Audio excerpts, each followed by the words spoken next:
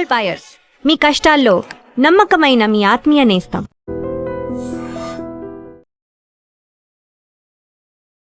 Welcome to news and నిజాలు. This is Lumbini. So పార్లమెంట్లో FCRA bill introduce చేయడానికి all set. అంటే FCRA foreign contribution regulation act 2026. అయితే బేసిక్గా ఇది ఎందుకు వచ్చింది అండ్ దీని వెనక రీజన్స్ ఏంటి అండ్ ఇప్పుడు ఇంట్రడ్యూస్ చేస్తున్నారంటే ఏమన్నా ఇంకా ఏమైనా రూల్స్ని టైటన్ చేస్తున్నారా, ఇవన్నీ కూడా డిస్కస్ చేద్దాం. ఈ రోజు మనతో జాయిన్ అవబోతున్నారు senior journalist Suresh Kochattil sir మనతో పాటున్నారు. Let's talk to him. Hello sir, namaste sir. Foreign contribution regulation act అనేది ఇప్పుడు 2026లో ఇప్పుడు మనకు లాగా క్లియర్గా ఎన్ఫోర్స్ చేయడానికి గవర్నమెంట్ ట్రై చేస్తుంది. అండ్ మోస్ట్ ఇంపార్టెంట్గా దీంట్లో మానిటర్స్ అంటే మనకు ఫారెన్ నేషన్స్ నుండి వచ్చే ఫండ్స్ని మానిటర్ చేయడానికి, at the same time asset మేనేజ్మెంట్తో పాటు ట్రాన్స్ఫర్స్ మీద కూడా చాలా రూల్స్ అనేటివి టైటన్ చేస్తున్నారు అన్నట్టుగా అంటున్నారు. So what exactly is this sir? మనం ఫారిన్ ఈ రెగ్యులేషన్ అంటే కాంట్రిబ్యూషన్ రెగ్యులేషన్ యాక్ట్ అనేది 2010లో ఇది ఒకసారి మాడిఫై అయింది అన్నమాట పార్లమెంట్లో. It's an act of parliament. 2010లో ఎవరు ఉన్నారు? మన్మోహన్ సింగ్ గవర్నమెంట్ ఉన్నారు. సో న్యాచురల్లీ బీజేపీనో లేకుంటే మోదీ గారినో తప్పట్లేము, వాళ్ళు తీసుకొచ్చారండి. దీనికి కారణం ఏంటంటే చాలా మటుకు ఈ బయట నుంచి వచ్చే ఫండ్స్ ఇక్కడున్న ఎన్జిఓలు చాలా మటుకు మిస్యూజ్ చేశారు. సో దాన్ని అడ్డుకోవడానికి గవర్నమెంట్ తీసుకొచ్చిన ఒక చట్టం ఇది.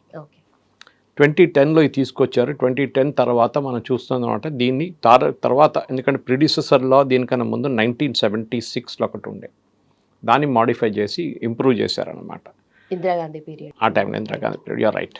సో ఇది బేసిక్లీ దీని చట్టాలు ఏమంటుందంటే, దీని ఇంప్లిమెంటేషన్ ఏముంటుందంటే, దీని బ్రైబరీ స్కామ్ ఒకటి జరిగింది ఎఫ్సిఆర్ఏలో చాలా మటుకు.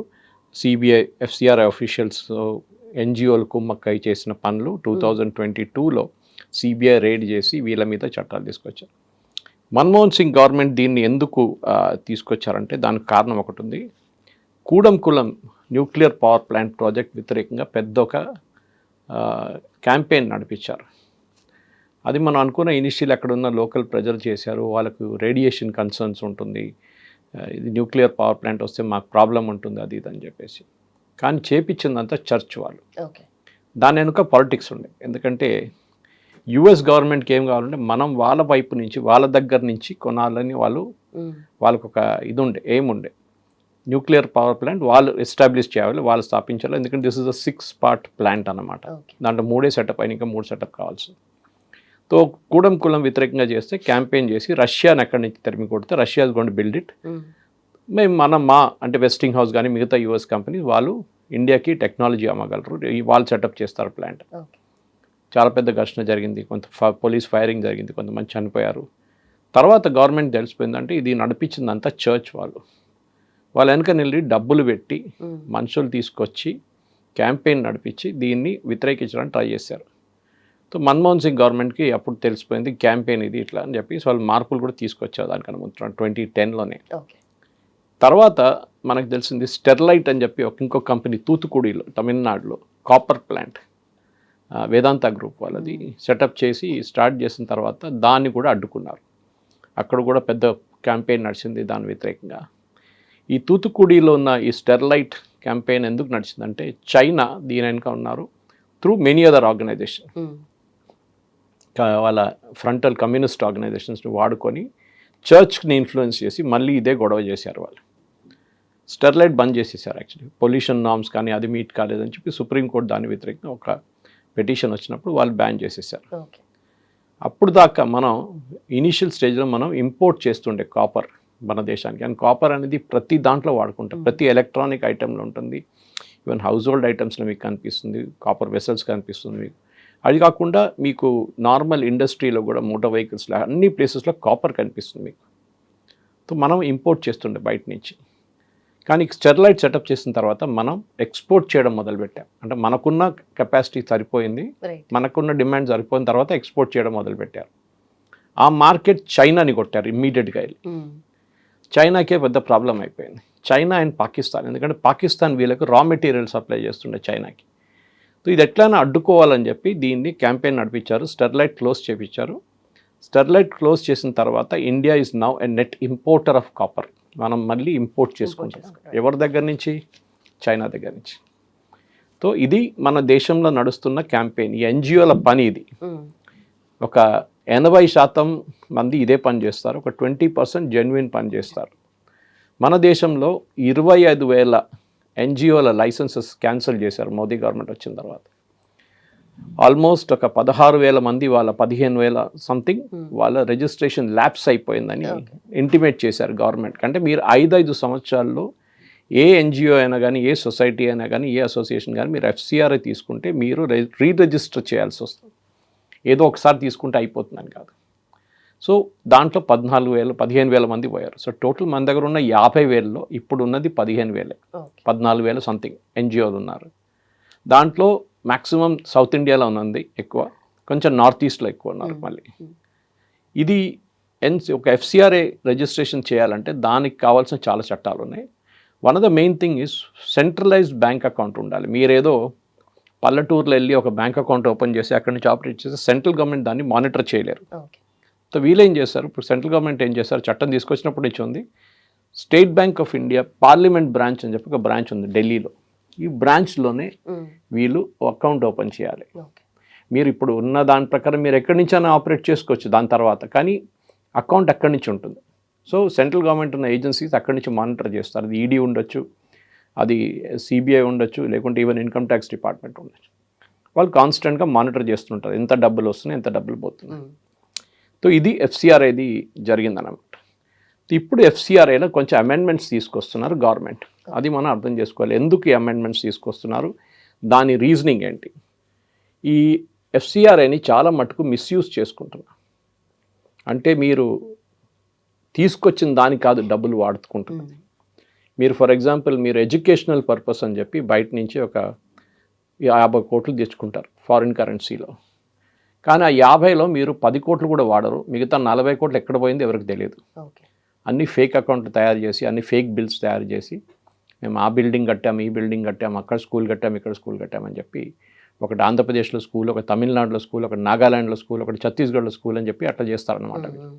ఇప్పుడు గవర్నమెంట్ అంటున్నారు సారీ, ఈ అమెండ్మెంట్లో you have to be region specific, geographically. అంటే మీరు ఆంధ్రప్రదేశ్లో మీ ఎన్జిఓ ఉంది, మీరు ఇక్కడే ఆపరేట్ చేస్తున్నారా, ఆ స్పెసిఫిక్ ఇవ్వాలి. Okay, then you register like that. ఏదో 10 చోట్లలో మీరు మొదలు పెడితే కన్ఫ్యూజన్ అయిపోతుంది, ట్రాక్ చేయడానికి చాలా కష్టం అయిపోతుంది, మిస్యూజ్ ఉంటుంది. రెండవది మీరు ఏం చేస్తున్నారో దానికి 5 హెడ్స్ ఆఫ్ అకౌంట్లో తీసుకొచ్చారు. రిలీజియస్, కల్చరల్, మీరు హెల్త్ కేర్ ఉంటుంది, ఇట్లాంటి 5 హెడ్స్ ఆఫ్ అకౌంట్లో తీసుకొచ్చారు గవర్నమెంట్. ఇప్పుడు ఈ చట్టంలో కొత్త దాంట్లో amendment, this is FCRI amendment. FCRI చట్టం ఉంది, దాన్ని అమెండ్ చేస్తున్నారు అన్నమాట. సో దాని ప్రకారం మీరు స్పెసిఫిక్లీ ఈ 5 కండిషన్స్కే తీసుకురావాల్సి వస్తుందన్నమాట. ఈ యూపీఏ హయాంలో ఈ చట్టాలన్నీ తీసుకొచ్చిన 2010లో చాలా అంబిగ్వస్ ఉండేవి, క్లారిటీ లేకుండే. మీరు దేనికి తీసుకొస్తున్నారు, దేనికి వాడుతున్నారో క్లారిటీ లేదన్నమాట. సో ఇది ఒక పెద్ద మిస్యూస్ ఆ టైంలో జరిగింది, మీకు తెలిసి ఉంటుంది కూడా.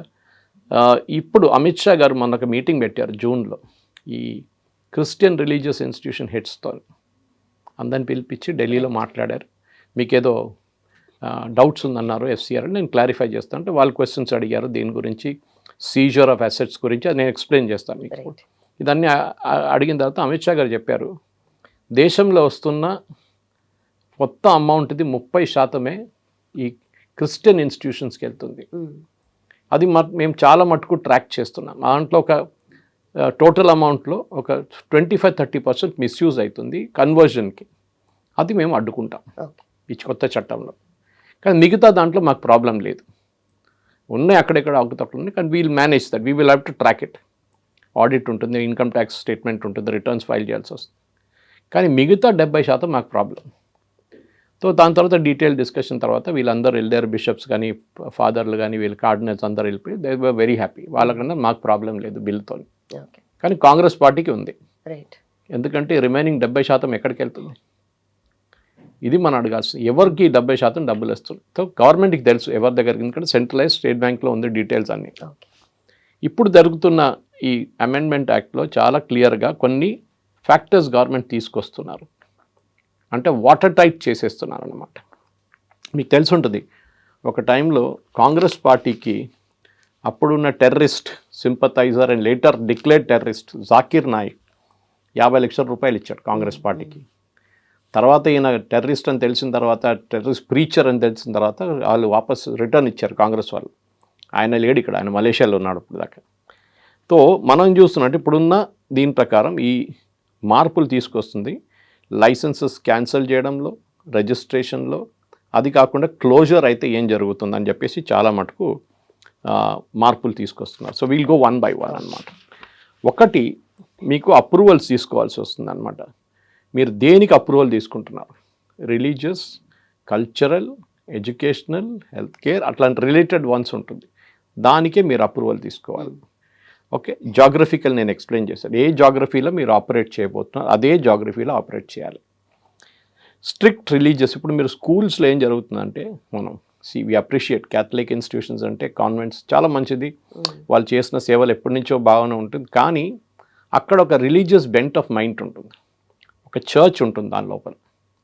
హిందూ పిల్లల్ని కూడా తీసుకెళ్తారు, ముస్లిం పిల్లలు ఉంటే వాళ్ళని కూడా తీసుకెళ్తారు చర్చ్ లోపల. They don't give an option, మీరు క్లాస్లో కూర్చోండి, మీరు క్రిస్టియన్ పిల్లల్ని తీసుకెళ్తాం. అది కాకుండా అక్కడ కొంతమంది ఏం చెప్తారు, ఆర్ఫనేజెన్స్లో పిల్లలు ఉంటారు, అమ్మ నాన్న లేని వాళ్ళని కన్వర్ట్ చేస్తున్నారు. ఇదంతా అబ్జర్వ్ చేస్తున్నారు గవర్నమెంట్ అన్నమాట. దీంట్లో అన్నిటికంటే పెద్ద దెబ్బ వీళ్ళకి ఎక్కడ దాకిందంటే, మొన్ననే ఒక సుప్రీంకోర్టు జడ్జ్మెంట్ వచ్చింది, which was a part of the Madras high court judgement, that ఒకసారి మీరు కన్వర్ట్ అయితే మీకు ఎస్సీ స్టేటస్ ఉండదు, షెడ్యూల్ కాస్ట్.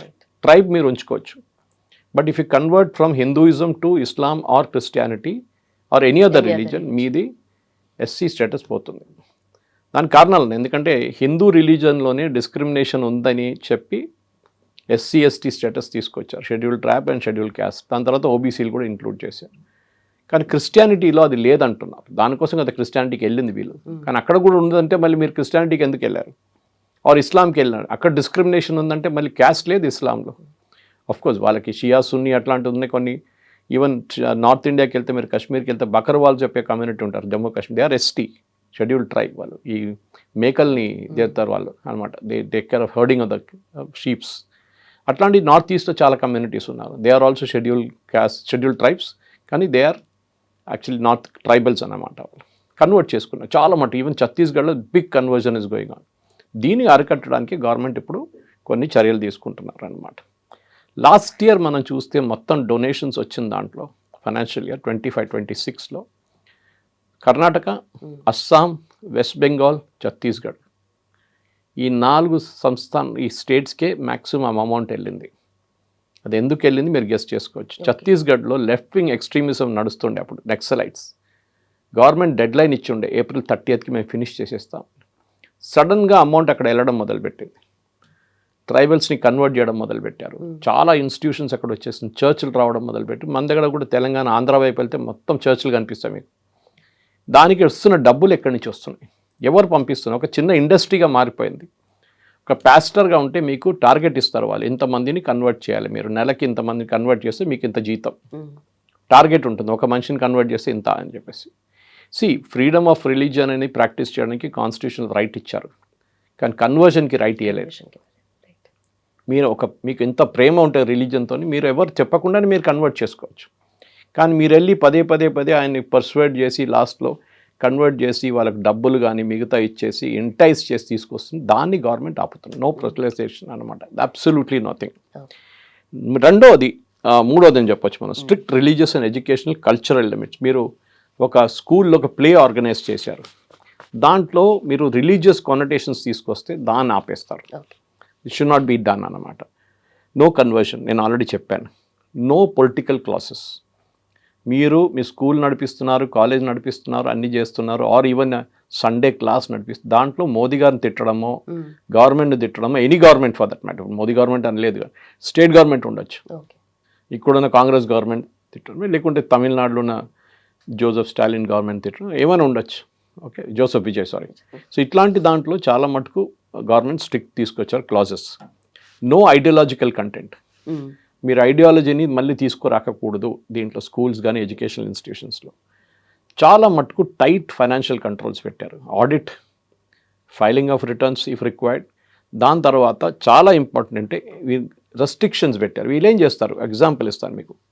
వీళ్ళు బయట నుంచి 10 కోట్లు తెచ్చుకొని దాంట్లో ఒక 30% వాడతారు.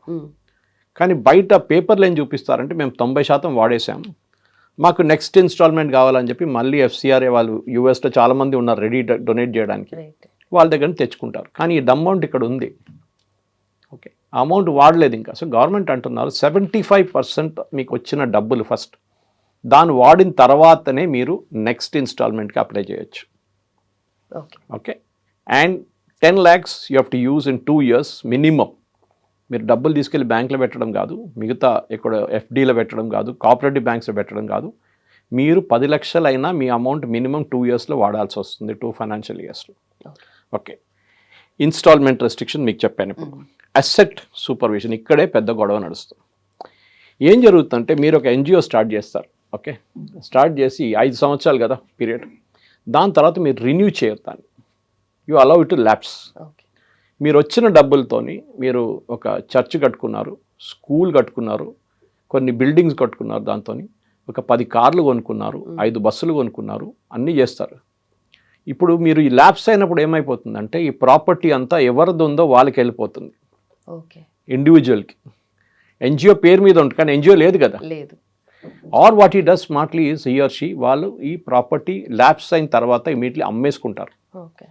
ఒకరిని పిలిచి చెప్తారు, అదే రెడీమేడ్ స్కూల్ ఉంది ఒకటి కొనుక్కొని నా దగ్గర నుంచి ఇంత 5 కోట్లు 10 కోట్లు ఇచ్చేసి తీసుకోండి, మీరు ల్యాండ్ ఉంది అంత ఉందని చెప్పి. కానీ మీరు దేనికి తీసుకొచ్చారు? అది స్కూల్ నడిపించడానికి తీసుకొచ్చారు, మీ పేరు మీద, అంటే మీ ఎన్జిఓ పేరు మీద నడిపించడానికి తీసుకొచ్చారు. మళ్ళీ మీరు ఎట్లా మిస్యూజ్ చేస్తారు? దాన్ని గవర్నమెంట్ క్రాక్ డౌన్ చేస్తున్నారు. నో, అట్లా చేస్తే మీరు 5 సంవత్సరాల తర్వాత మీ ఎన్జిఓ ల్యాప్స్ అయితే and you are not renewing it, ఆ ప్రాపర్టీ మీరేమేమి ఉందో మీ పేరు మీద it will go to designated authority. అది సెంట్రల్ లెవెల్ ఉంటుందా, స్టేట్ లెవెల్లో ఉంటుందా, బిల్ వచ్చిన తర్వాతనే మనకు తెలుస్తుంది క్లియర్గా. ఇప్పుడైతే మనకు బిల్ చూడలేదు మనం, కానీ బ్రాడ్ కాంటియోస్ ఇది ఉందని తెలుసు. సో ఈ డెసిగ్నేటెడ్ అథారిటీ మీద వీళ్ళు గొడవ చేస్తున్నారు. ఎందుకంటే చాలా మటుకు బ్రిటిష్ టైం నుంచి ఎస్పెషలీ క్రిస్టియన్ ఇన్స్టిట్యూషన్స్లో ఈ ప్రాపర్టీ అంతా అయోమయంగా ఉంది కంప్లీట్గా. ఇప్పుడు మీరు సికింద్రాబాదే తీసుకోండి, it was Bolarum was Alwal Bolarum, ఆ ఏరియా అంతా బ్రిటిష్ కంటోన్మెంట్ ఉండే, బ్రిటిష్ ఆర్మీ ఉండేది. విన్స్టన్ చర్చిల్ కూడా ఉన్నారు, ఈ స్టేడియా ఫర్ ఇయర్ ఇన్ బొలారం. ఆ టైంలో ఈ వాజ్ సబ్ లెఫ్టినెంట్ అప్పుడు ఆర్మీలో. అట్లాంటి చాలా మటుకు అక్కడ చర్చెస్ ఉండే వాళ్ళది. ఆ చర్చెస్కి ప్రాపర్టీ ఉంది. ఇన్ఫ్యాక్ట్ భారతదేశంలో అందరికన్నా ఎక్కువ ల్యాండ్ హోల్డింగ్స్ ఇండియన్ రైల్వేస్ తర్వాత ఉన్నది చర్చ్కి. అంటే ఆ బ్రిటిష్ టైంలో వాళ్ళు ఇచ్చేశారు, ఎంత ల్యాండ్ కావాలంటే ల్యాండ్ ఇచ్చేశారు. కానీ ఇప్పుడు ఏమైందంటే వీళ్ళ నడిమిట్లోనే డివిజన్స్ రావడం మొదలుపెట్టింది. There is Catholic, there is Methodist, okay, there is Protestant, జియో విట్నెసెస్, అట్లా కేరళలో మార్థోమా, జేకోబైట్, సిరియన్, చాలా మటుకు ఫ్యాక్షన్స్ ఉన్నాయన్నమాట. సో వీళ్ళు కూర్చున్న వీళ్ళ దగ్గర ఉన్న ల్యాండ్ హెస్ బికమ్ బంగారం. సో దాని గురించి గొడవ నడుస్తుంది అన్నమాట వాళ్ళ నడిమిట్లోనే. ఓకే, ఒక చర్చ్ వాళ్ళు ఇంకో చర్చ్ వాళ్ళకి రానియట్లేదు. కేరళలో మార్థోమా చర్చ్ వెంట supreme court all the way, Jacobite and Syrian Marthoma, అది ఒక పెద్ద కేసు నడిచింది అనమాట. సో గవర్నమెంట్ ఏమన్నారు, sorry, you will have to, if you close your NGO, ఆ అసెట్ సెంట్రల్ అథారిటీకి వస్తుంది. దాని క్లారిటీ మనకు బిల్ వచ్చిన తర్వాతనే వస్తుంది. ఎవరు ఉంటారో సెంట్రల్ అథారిటీలో, ఎవరు అడ్మినిస్ట్రేట్ చేస్తారా ప్రాపర్టీని, రేపు ఒక స్కూల్ టేక్ ఓవర్ చేస్తే వాళ్ళు నడిపిస్తారా, లేకుంటే వాళ్ళు ఇంకొకరిని పిలిచి ఆ స్కూల్ వాళ్ళకి అప్పగిస్తారా అని మనకు తెలియాలన్నమాట. ఇది నెక్స్ట్.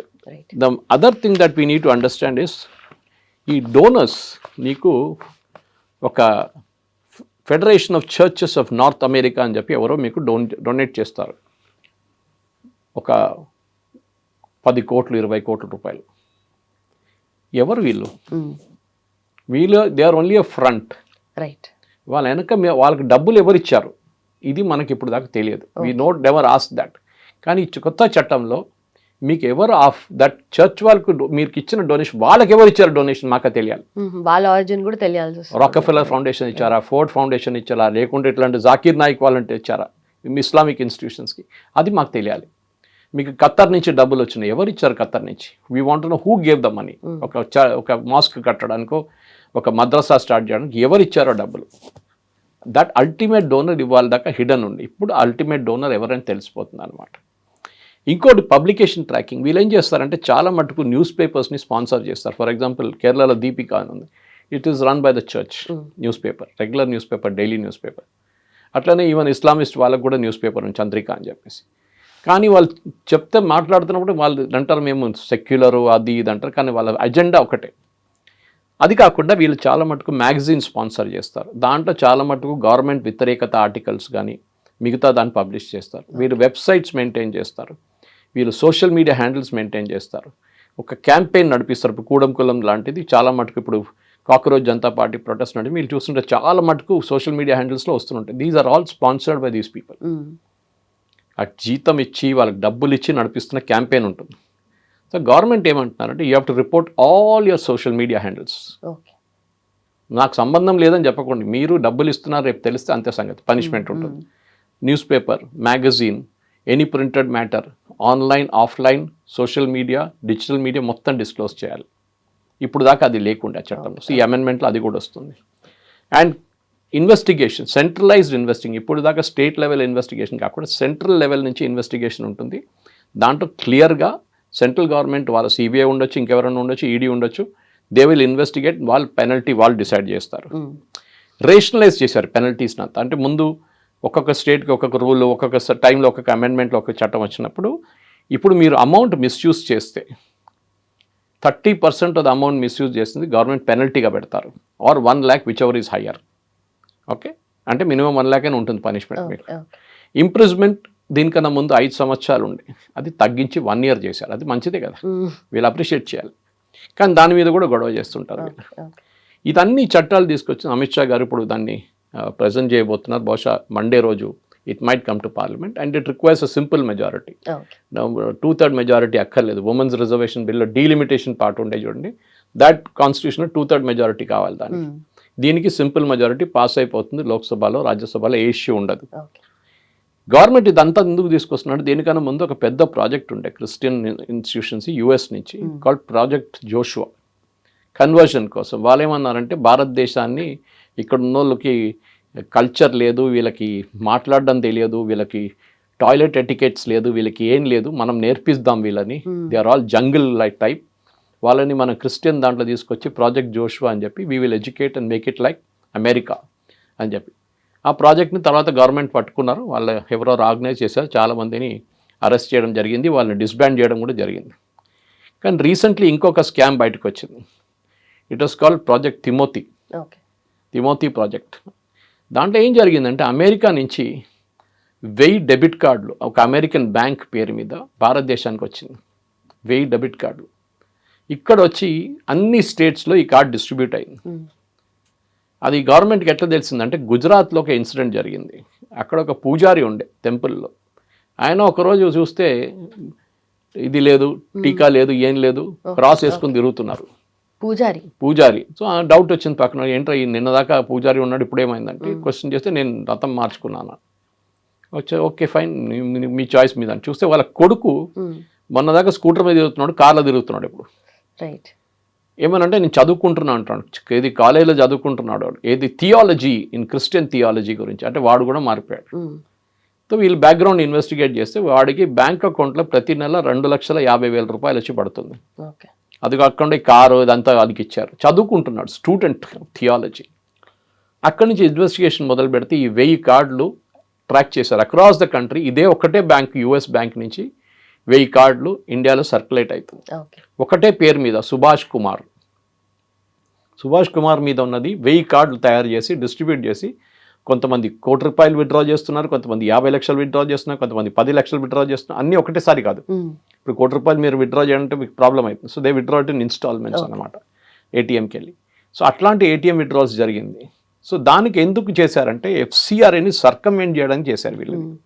ఎఫ్సిఆర్ఏని వీళ్ళు ఏం చెప్తారు, ఒక బైపాస్ చేయడానికి చేశారు. ఎందుకంటే ఎఫ్సిఆర్ఏ నుంచి వచ్చి మీరు ట్రాక్ చేస్తారు, దీనికి ట్రాకింగ్ లేదు. సో ఇదొక పెద్ద స్కామ్గా మారిపోతుంది ఇప్పుడు. ఎందుకంటే ఎఫ్సిఆర్ అంటే లీగల్ రూట్లో యాక్చువల్ పేమెంట్ వస్తుంది, ఆ పేమెంట్ని మీరు ట్రాకిల్ చేస్తారు. ఫర్ ఎగ్జాంపుల్ దీంట్లో ఈ 30% క్రిస్టియన్ ఇన్స్టిట్యూషన్ చెప్పాను చూడండి, మిగతా 70%లో ఒక ట్రాన్సాక్షన్ 2-3 ట్రాన్సాక్షన్ ట్రాక్ చేస్తే ఈ తిమోతి ఇనిషియేటివ్ కింద వచ్చింది. Because it's also part of Christian this one.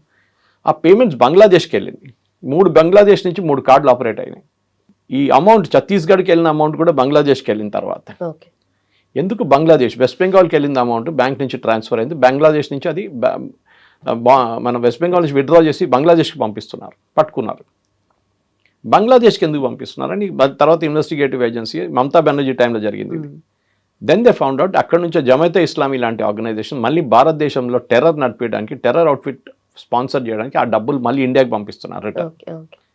So దీన్ని కూడా గవర్నమెంట్ టైట్ చేసేసారు ఇప్పుడు. ఇది మీరు ఫారిన్ ఫండ్స్ తీసుకురండి, ఎవరు వద్దన్నట్లేదు, కానీ మీ మీద ఎంత ప్రేమ పెట్టుకొని బయట నుంచి పంపిస్తున్న వాళ్ళు ఎందుకు పంపిస్తున్నారో అర్థం చేసుకోవాలి ఫస్ట్. మీరు ఒక స్కూల్ కడుతున్నారో, లేకుంటే ఒక ఆర్ఫనేజ్ కడుతున్నారో, లేకుంటే ఒక elderly home, old age home కడుతున్నారో ఎవరు అబ్జెక్ట్ చేయరు. కానీ వీళ్ళేం చేస్తారంటే ఫస్ట్ ఫర్ ఎగ్జాంపుల్ లుమిని వీళ్ళు చర్చ్ కడతారంటారు, 5 కోట్లు అంటారు దాన్ని కాస్ట్ కన్స్ట్రక్షన్, 10 కోట్లు బయట నుంచి తెచ్చుకుంటారు. చర్చ్ అయితే కడతారు, దాని తర్వాత ఏం చేస్తారు, దాని పక్కన లేకుంటే కొంచెం దూరంలో మంచి ఇల్లు కట్టుకుంటారు పెద్ద. ఎందుకు ఇల్లు అంటే ఇది మా ఫాదర్కి ఉండడానికి ఇల్లు అంటారు. చూస్తే ఆయన అక్కడ ఉండడు, ఆయన ఇంకా కూడా ఉన్నారు. ఈ ఇంట్లో ఈయన ఉన్నాడు, ఎవరు ఎన్జిఓ హెడ్ అక్కడ ఉంటాడు. తర్వాత ఇంకా 3 ఇల్లు కట్టుకుంటాడు. ఎవరికి అంటే ఇదంతా మా వీళ్ళు చర్చ్లో ఉన్న వాళ్ళు ఉన్నారు కదా, వాళ్ళు ఇక్కడ ఉంటారు. చూస్తే వీళ్ళు రిలేటివ్స్ ఉన్నారు అక్కడ, ఇదే డబ్బులు. తర్వాత చూస్తే 2 మర్సిడీస్ బెన్స్, ఒక BMW వస్తుంది. ఇదంటే ఇది మా ఫాదర్కి తిరగడానికి కావాలి. మీ ఫాదర్ మెర్సిడీస్లో తిరుగుతారా, ఇంకా చిన్న కార్లు ఏం దొరకలేదా ఇది. సో ఇట్లాంటి అమౌంట్ మిస్యూజ్ చేసుకుంటూ పోతారు. యాక్చువల్ చర్చ్ 30% ఖర్చు పెట్టారు, మిగతా 70% వెంట into these kind of things. వీటికి టాక్సేషన్ ఉండదు, ట్యాక్స్ ఎట్లయినా ఉండదు. There is no taxation anyway for that, they have to file a return అంతే. కానీ ఇది ఒకటి ఉంది. సో మిస్యూజ్ జరుగుతుంది. So government is now saying మీరు దేనికి తీసుకొచ్చారో దానికే వాడాలి. You cannot change the nomenclature. So దీనికోసమే ఇంత పెద్ద గొడవ కాంగ్రెస్ పార్టీ చేస్తున్నారు. ఎందుకంటే వీళ్ళకి కేరళ నుంచి ఇనిషియలీ చాలా ప్రెషర్ ఉండే, దానికోసం లాస్ట్ టైం పార్లమెంట్లో ఇంట్రొడ్యూస్ చేసి గవర్నమెంట్ విత్డ్రా చేశారు, దీన్ని అబేయన్స్లో పెట్టారు. ఇప్పుడు కాదు తర్వాత చూసుకుందామని చెప్పేసి అది ఇప్పుడు మళ్ళీ తీసుకొస్తుంది. ఎందుకంటే అక్కడ కేరళలో దీని గురించి పెద్ద క్యాంపెయిన్ ఉంది దీని వ్యతిరేకంగా. ఫర్ ఎగ్జాంపుల్ మీరు మణిపూర్లో జరిగిన కుకీ అండ్ మీటీస్ నడుమ ఇట్లా గొడవ. Meiteis are Hindus, Kukis are Christians from Myanmar, వాళ్ళు ఇండియన్స్ కాదు. వాళ్ళ నడుమ ఇట్లా గొడవ జరిగింది. మీకు తెలిసిన చర్చ్ తగలబెట్టారు, అది ఇదని చెప్పి పెద్ద గొడవ జరిగింది. అక్కడ ప్రాబ్లం ఏంటంటే డ్రగ్ మనీ, అది గోల్డెన్ ట్రయాంగిల్లో వస్తుంది. థాయిలాండ్, మయన్మార్, ఇండియా గోల్డెన్ ట్రయాంగిల్లో డ్రగ్స్ చాలా తయారవుతుంది అన్న హిల్లీ ఏరియాస్లో beyond Imphal. The government of India అప్పుడున్న ముఖ్యమంత్రి బీరేన్ సింగ్ దీని వ్యతిరేకంగా పెద్ద క్యాంపెయిన్ నడిపించారు, మొత్తం తగలబెట్టారు పాపీ ఫీల్డ్స్ అంతా. దానికోసం ఆయన వ్యతిరేకంగా అంత పెద్ద క్యాంపెయిన్ జరిగింది, అక్కడ ఘర్షణలు జరిగింది. It is nothing to do with anything else. వీళ్ళేమంటారని హిందువులు తగలబెట్టారు మా poppy fields, which is illegal anyway. So దానికోసం దాని వ్యతిరేకంగా క్యాంపెయిన్ నడిపించారు. అక్కడ కూడా మనం చూసాం చాలామందిని, ఒక 2-3 అరెస్ట్ చేశారు బార్డర్లో. They were running a campaign from Myanmar into India, Americans వాళ్ళిద్దరిని పట్టుకున్నారు. అక్కడ చూస్తే వాళ్ళు కూడా ఇదే డబ్బులు తీసుకొస్తున్నారు, దట్ టు ఇన్ క్యాష్.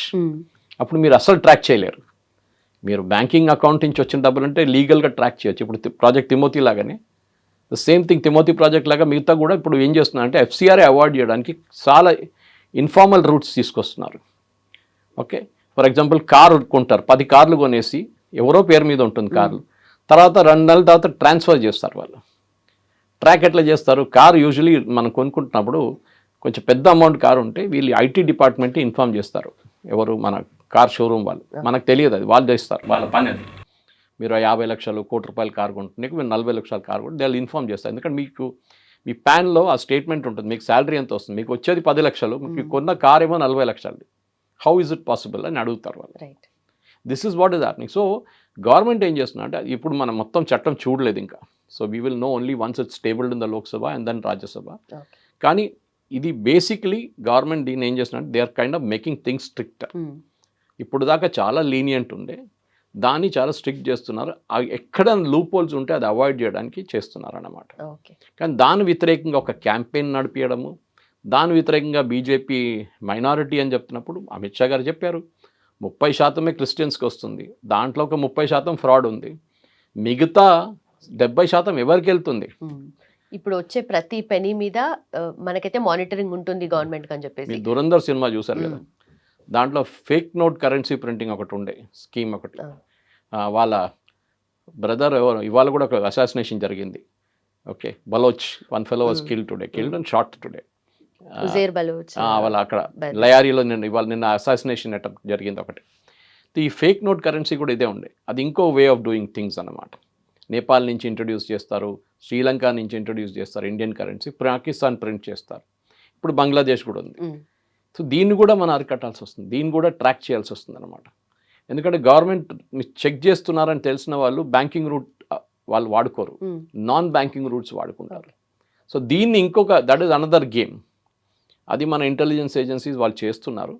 వాళ్ళు ఎక్కువ బయట మాట్లాడరు దాని గురించి. కానీ ఎవ్రీ ప్లేస్ గవర్నమెంట్ కాశ్మీర్లో డిమానిటైజేషన్ జరిగిన తర్వాత ఇవాళ దాకా రాళ్ళు విసరడం జరగలేదు. లేకుంటే it was a regular affair they. ఒక మిలిటరీ ఆపరేషన్ నడుస్తున్నప్పుడు కానీ ఇంకొక టెర్రరిస్ట్ ఆపరేషన్ వ్యతిరేకంగా నడుస్తున్నప్పుడు ఆర్ ఫ్రైడే ప్రేయర్స్ తర్వాత రాళ్ళు విసరడం కామన్ ఉండే. కానీ 500 రూపాయల నోట్ 5 రోజు బ్యాన్ చేశారు. ఆ రోజు నుంచి పాకిస్తాన్ నుంచి రావడం బంద్ అయిపోయింది. రాళ్ళు విసరడం కూడా క్లోజ్ అయిపోయింది. So this is what the government is doing. మనం చూద్దాం, ఇంకా బిల్ ప్రజెంట్ చేసిన తర్వాత దాని ఇంకా చాలా మటుకు డీటెయిల్స్ బయటకు వస్తుంది. Then we can debate this further. But ఇది ఎక్కడా కూడా పొలిటికలీ బయాస్ అవ్వదా సార్ ఫ్యూచర్లో? పొలిటికలీ బయాస్ మీరు ఎందుకు భయపడుతుంది? మీ దగ్గర కోర్ట్స్ ఉంది కదా, మీరు కోర్టుకి వెళ్ళొచ్చు. You can challenge this in court. మీ వ్యతిరేకంగా కావాలని చెప్పి ఫేక్ కేసు పెట్టారు మా మీద అని చెప్పి కోర్టుకి వెళ్ళండి. వెళ్ళరు, ఎందుకంటే మళ్ళీ అది ఇంకా పెద్ద ఎక్స్పోజ్ అయిపోతుంది. అక్కడ గవర్నమెంట్ వాళ్ళ వైపు నుంచి ఎవిడెన్స్ తీసుకొస్తారు, అప్పుడు you will get caught. So దానికోసం వీళ్ళు క్యాంపెయిన్ నడిపిస్తారు, కోర్టుకి వెళ్ళరు. అదే మాట. Right sir, thank you.